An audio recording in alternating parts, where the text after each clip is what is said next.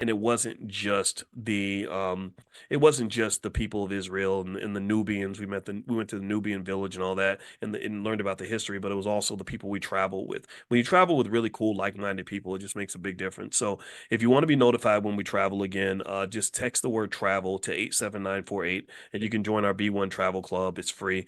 Just text the word travel to 87948, and I'll let you guys know when we're going to travel again. And also, if you want to join the Black Investors Championships, we are holding, we call it the Black Investors World Championships. So hundreds of you have signed up already.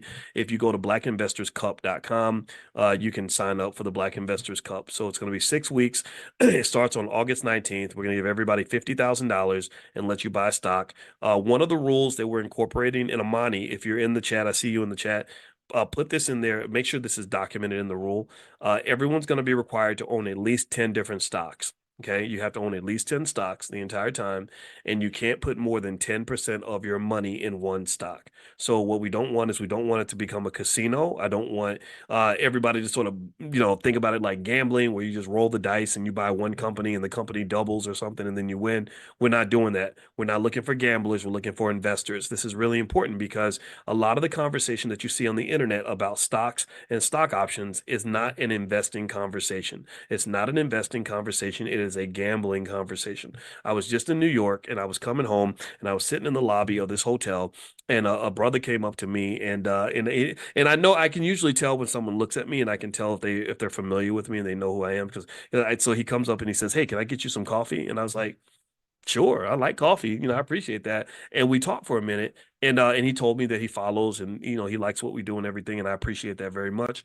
And so we started talking about investing, and I was talking to him about his kids, and he doesn't have kids yet, but I said, "But you do. If you're gonna have kids, you invest for them now." I said, if your son is -5 years old, he's going to be 25 in 30 years. So you got 30 years to get enough wealth together so that he goes into this world and doesn't have to be a slave. You don't want your son to be a slave. Don't sell your kids into slavery. So we talked about that, but then he showed me his portfolio, and I saw where he put a substantial amount of money into Shiba Inu.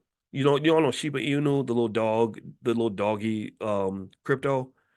And I said, that's not an asset. That coin is worthless. And they told you that it's worthless. And I didn't disparage I wasn't trying to be mean. I wasn't mean to him at all, but I said, I would feel better if you invested in real companies. I would feel better if you invested in assets. What you're kind of doing is you're gambling, you're speculating, right? So, because you might get lucky. Maybe the coin is going to double in value and you make some money. That's good.